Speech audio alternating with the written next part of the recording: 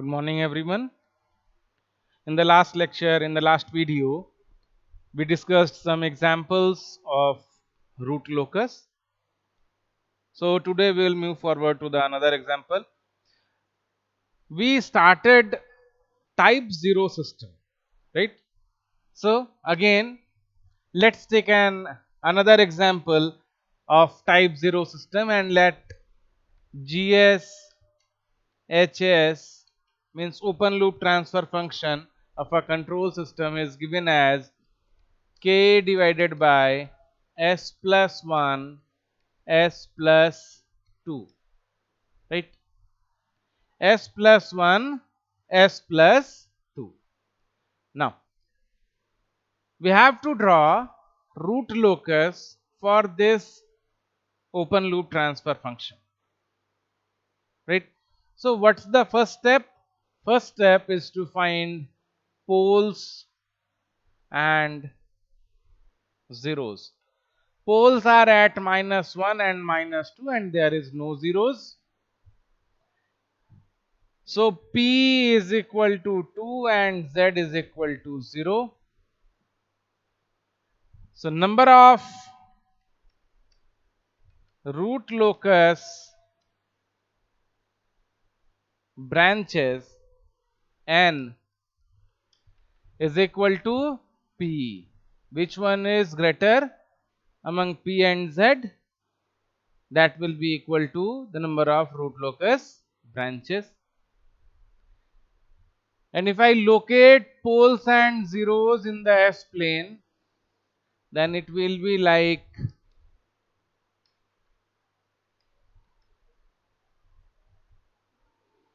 -1 is here and -2 is here.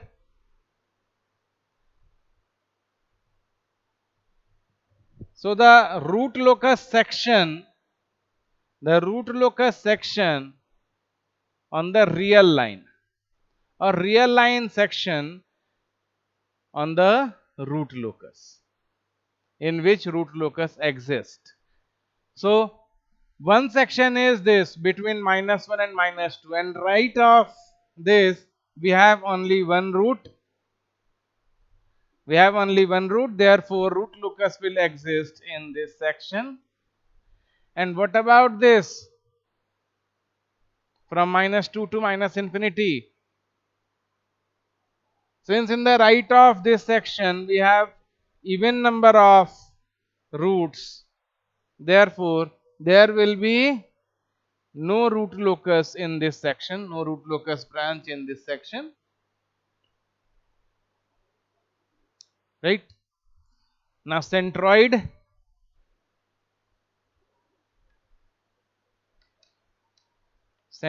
will be sum of poles minus sum of zeros, -1, -2, -3, minus zeros, 0 divided by poles minus zeros, 2 minus 0, which is equal to -3 by 2. Minus 1.5 will be the centroid. Minus 1.5 will be the centroid.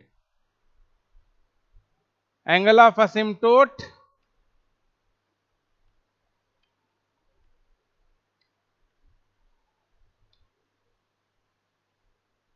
theta naught.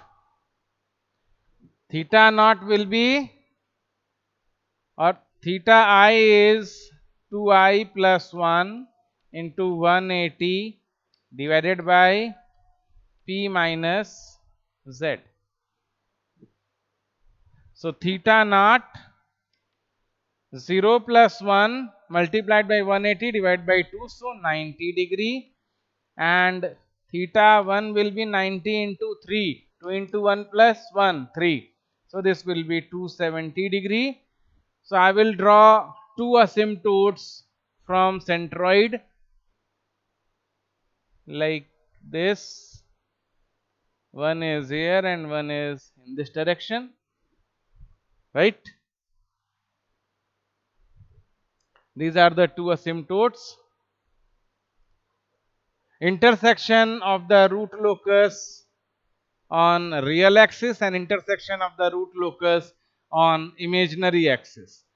So to determine the intersection on imaginary axis, what we will do, we will first find the characteristic equation 1 plus GSHS is equal to 0, which is equal to s square plus 3s plus 2 plus k is equal to 0.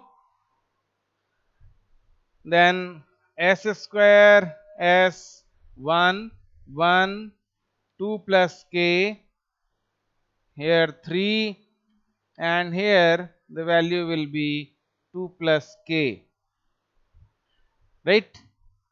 Since in this row where the power of s is odd, in this row there is a constant value, not a variable, there is a constant value. So we cannot determine the value of k from this row.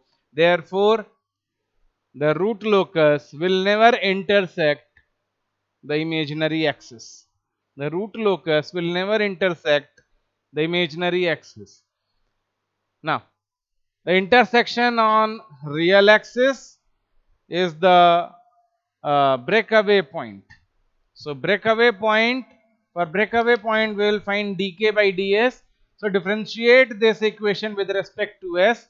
This will be 2s plus 3 plus dk by ds is equal to 0, and dk by ds will be minus 2s minus 3, and when this make 0, then s will be 3 by 2, minus 3 by 2, minus 1.5.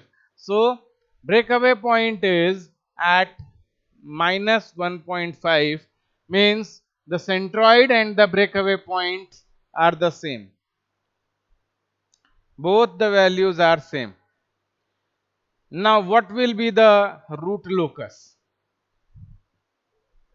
Since root locus of the root starts from the pole and end at the infinity, and at the 0, not at the infinity, at the 0. Since there are two poles and no 0, therefore there will be two zeros at infinity. There will be two zeros at infinity. So one root locus branch will move from minus 1 to infinity, and second will move from minus 2 to infinity, right?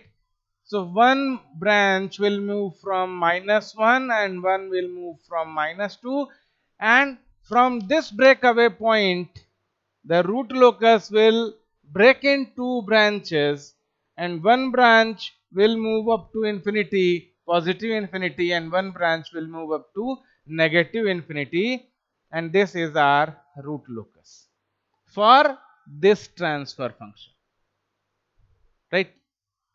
Okay. In the last lecture we saw that when we have a function with only one pole, we had a function with only one pole, then the root locus was like this. This was the root locus when single pole was there. Type 0 system, single pole. Type 0 system, single pole. And for double pole, type 0 system, double pole, we have this type of root locus, right? What is the difference in these two root locus? In this, since the pole lies in the left of the S plane, and the root locus always in the left of the S plane, therefore the system is always stable. In this case, since the root locus again lies in the left half of the S plane, Therefore, the system is always stable. There is no dependency on this K for type 0 system, single pole and double pole. But one thing is, as I increase the poles, the angle of asymptote changes from 180 to 90 and 270. Now, if I take 3 poles, let us assume we have one more pole s plus 3, then what will be the uh, root locus in this case? Now, let's take one more pole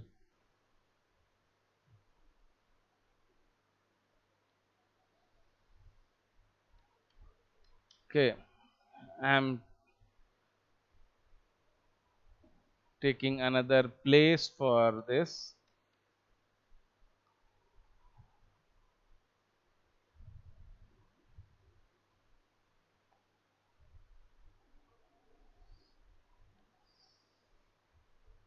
Here -1, -2 and -3. So P is 3. We have 3 poles at -1, -2 and -3, and these 3 branches will end up to 3 zeros which are situated at infinity. Root locus branches are now 3, centroid 3 to 516. So here the value will be 6, and here I'll have the value 3. So this will be -2. Centroid is at -2. So here only at this pole is our centroid. Angle of asymptotes, this will be 3. If I is 0, theta naught is 60 degree, theta 1 is 180 degree, and theta 2 is 300 degree, right?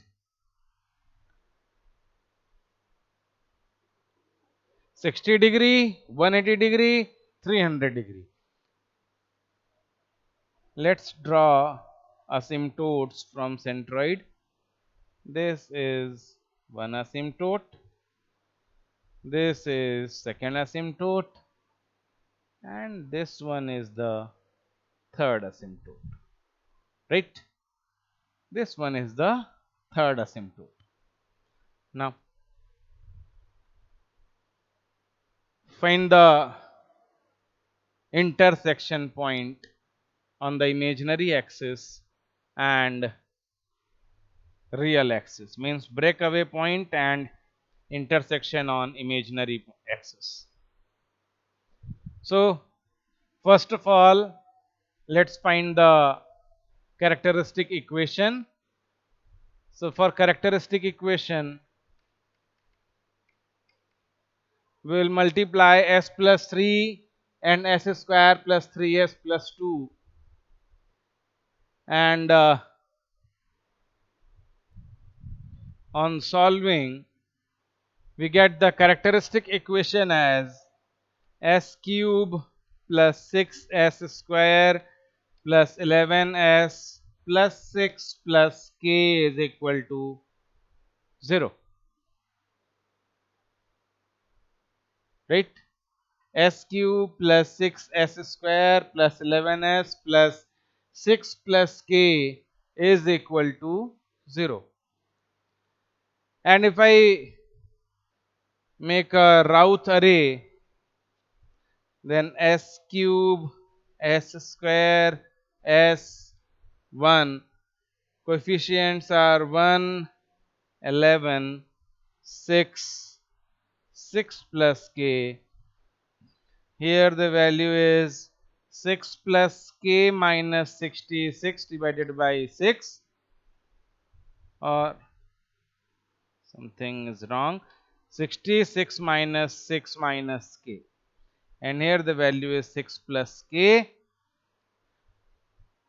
So to find the intersection on imaginary axis, this row should be 0, and if I make this equal to 0, the k becomes 60. K becomes 60. Put this value 60 here and make a equation, auxiliary equation, which is AS is equal to 6s square plus 66 is equal to 0, or s square plus 11 is equal to 0, right? And from here s becomes under root plus minus j under root 11. S is equal to plus minus j under root 11, and j under root 11 will be something 3.4 or 5. So let's, here I am having 3.4 and here I am having 3.4, right? So this is the intersection point on the imaginary axis, right? Intersection points on imaginary axis. Now, what will be the breakaway point? For breakaway point, make dk by ds is equal to 0. So this will be 3s square plus 12s plus 11 is equal to 0. And if I solve this, on solving this, we get s is equal to, by using Sridharacharya formula, minus 2.6 and minus 1.4. Minus 2.6 and minus 1.4, right? Now, which one will be the breakaway point? The value of s which lie in the real line segment of the root locus will be the breakaway point. So look, since there are 3 points, 3 poles, in this section root locus will exist. So this is the root locus section, RL section, because in the right of this section we have odd number of roots. But in this section we do not have any root locus, because in the right of this we have even number of roots. And in this section the root locus will now again exist, because the number of roots in the right of this section is again odd, right? So 2.6 lies in between minus 2 and minus 3, and since there is no root locus branch, no real line root locus branch, therefore this will not be the breakaway point. And what about minus 1.4? Since minus 1.4 exists in between here, so this will be our breakaway point. This will be our breakaway point. Now, look at this. What values we have calculated? First, centroid. Centroid is at minus 2. Angle of asymptotes, 3 angle of asymptotes. One is 60 degree, one is minus 180 degree, and one is 300 degree. Then we have calculated intersection point on the imaginary axis, which is at plus 3.4j and minus 3.4j, right? And next, finally, we calculated the breakaway point where the root locus intersects the real line is minus 1.4, right? Now draw the root locus. Since this is a pole, So root locus will start from a pole and end up to a 0 which is situated at infinity. And since from this pole the asymptote is in the direction of minus 180 degree, so a root locus branch will move in this direction only and end up to infinity. One branch is here, right? Second branch, the root locus will start from minus 1 is another branch, and root locus will start from minus 2, it's another branch, right? And meet at the breakaway point, and from this breakaway point the root locus will break into two branches, and one will move in this asymptote's direction and intersect the imaginary axis at this intersection point. Again, similarly from here, root locus will move in this direction. So one branch is this will be second branch, and this will be third branch, right? This is the complete root locus for three pole system, right? Now look at the three pictures, three graphs. This one is for single pole type 0. This one is for double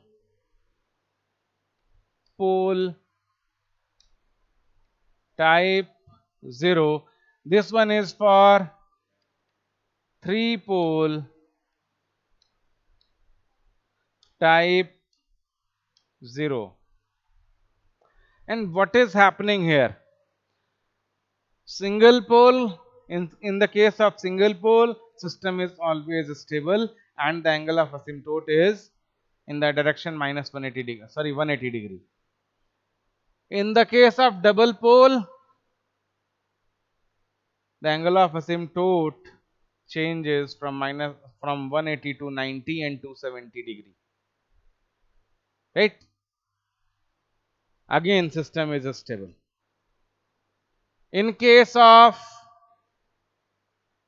three pole, the angle of asymptotes changes from 180 degree to 60 degree and 300 degree and 180 degree, right? Now the root locus crosses the imaginary axis, and as the root locus crosses the imaginary axis, it enters into the unstable region.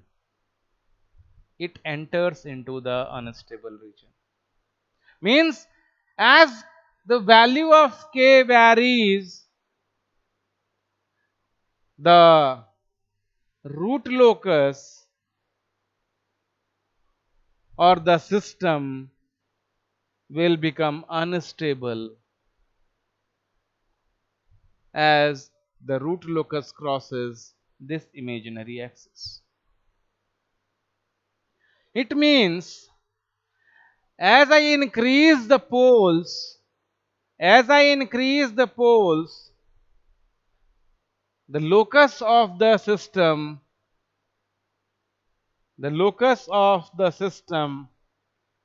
moves from stability to instability, or the locus of the system moves towards the this one imaginary axis. One more thing,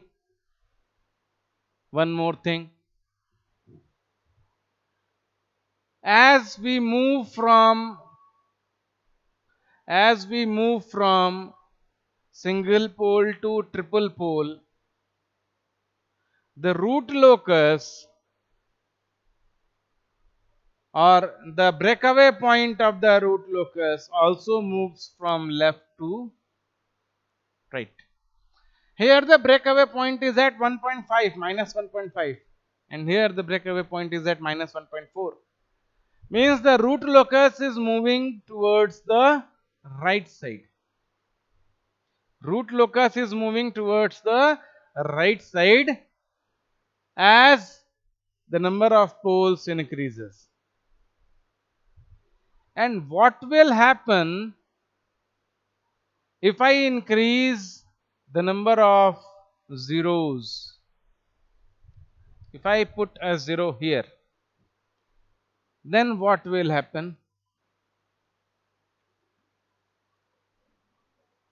Now z is 1 and is at minus 4.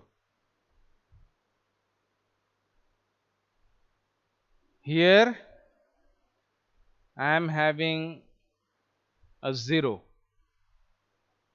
Here I am having a 0.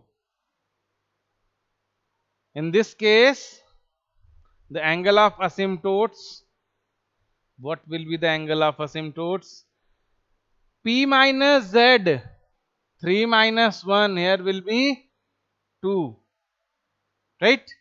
So again the angles will be 90 degree and 270 degree. Means now the angle of asymptotes will be like this and the system will always be stable, right? Means the zeros, adding of zeros in the system makes the system stable or makes the root locus to move from right to left, or moves the root locus from the away from the imaginary axis, whereas adding of poles moves the root locus towards the imaginary axis, right? Adding of pole may increase the chances of the system to become unstable, and adding of zeros may increase the chances of system to become stable, right?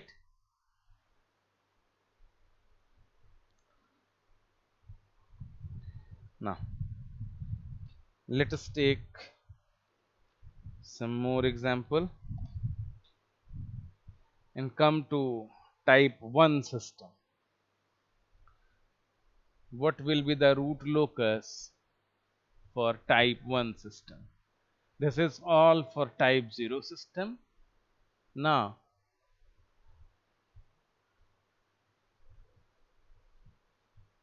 we will analyze the type 1 system, root locus for type 1 system.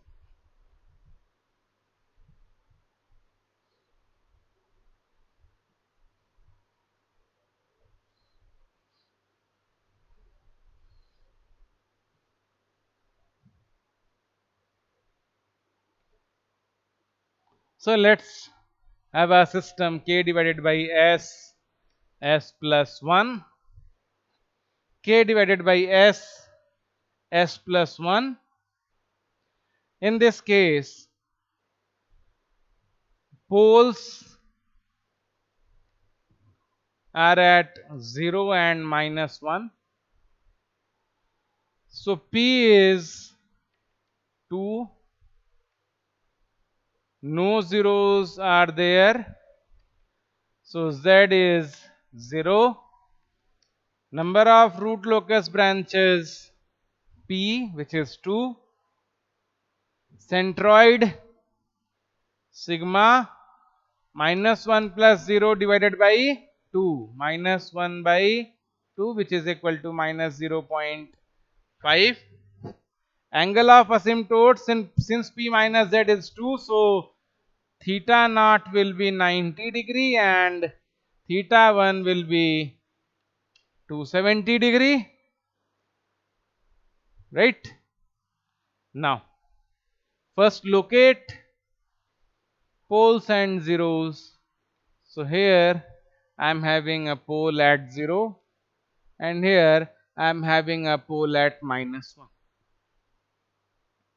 Then the root locus section, obviously in this section root locus will be there. So remove the other branches. Only in this section the root locus will exist. Centroid is at minus 0.5. Centroid is at minus 0.5 and the angle of asymptotes will be like this. So I have drawn the asymptotes at 90 degree and 270 degree, right? Now find the intersection point on the imaginary and real axis. So for that, first find the characteristic equation. Characteristic equation will be s square plus s plus k, which is equal to 0. So s square s 1 here 1 here k here 1 here k. It means in this case the root locus will never intersect the imaginary axis. Root locus will never intersect the imaginary axis. On the real intersection on the real axis, to find dk by ds is equal to 0, first differentiate this equation with respect to s, and after differentiating we find 2s plus 1 is equal to 0 and s is equal to minus 1 by 2. Again the centroid and the breakaway point are the same value. Centroid and the breakaway point are the same value, and now the root locus will be like this. One will be from here to here and second will be from here to here. This is the root locus, right? This is the case of double pole, type 1 double pole, type 1 double pole, or type 1 single pole other than 0. Type 1 single pole other than 0. Now if I increase the number of poles s plus 2, if I increase the number of poles s plus 2, then the root locus will be like, here I am having minus 1 and here I am having minus 2. So root locus will exist in these two sections. Centroid will be at minus 3 by, now p is 3, minus 3 by 3, it means minus 1. Centroid is at minus 1. Here we have the centroid. Angle of asymptote, since p minus z is 3, so from here 60 degree here, 300 degree here and 180 degree here. Breakaway point, find dk by ds. So for dk by ds, first characteristic equation will be s cube plus 3s square plus 2s plus k is equal to 0. 3s square plus 6s plus 2 is equal to 0. After solving by using Sridharacharya method, s will be minus 6 plus minus under root 36 minus 24 divided by 6. So this will be minus 6 plus minus under root 8 divided by 6. Root 8, what is the value of root 8? Just a second. Root 8 is 2.8. So minus 6 plus minus 2.8 divided by 6, which is equal to uh, minus 8.8 by 6 and minus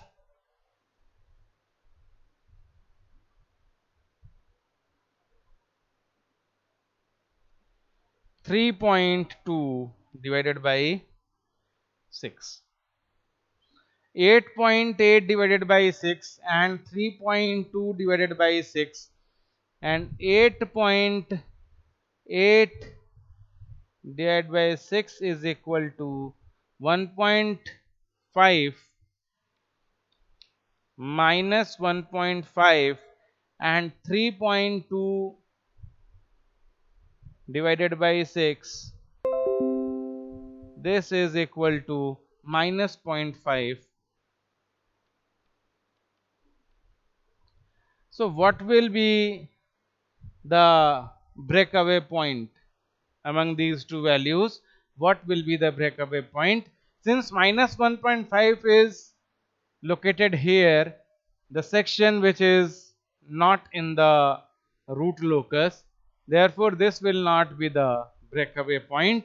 So the breakaway point will obviously be 0.5 minus 0.5. Intersection point we will find from here. For intersection point, make the route table s cube s square s 1. Coefficients are 1, 2, 3, k. Here will be 6 minus k by 3 and here will be k.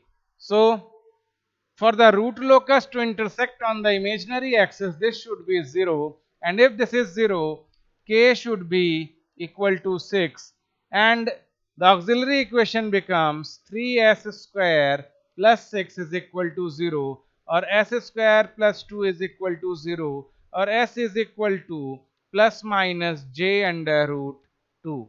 So plus minus j 1.41, 1.41 will be something here and here.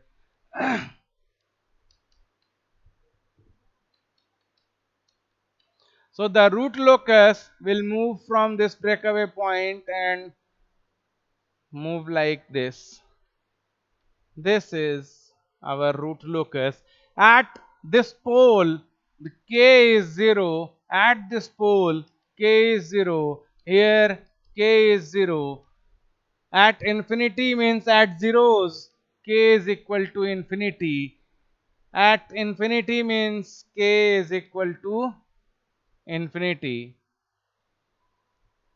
At zeros, k is equal to infinity. Similarly here, k is equal to infinity. Means we are drawing our root locus as the k varies from 0 to infinity. Right? As k varies from 0 to infinity. Now, in the next video, we will discuss some more examples, some more type of examples related to root locus. Thank you.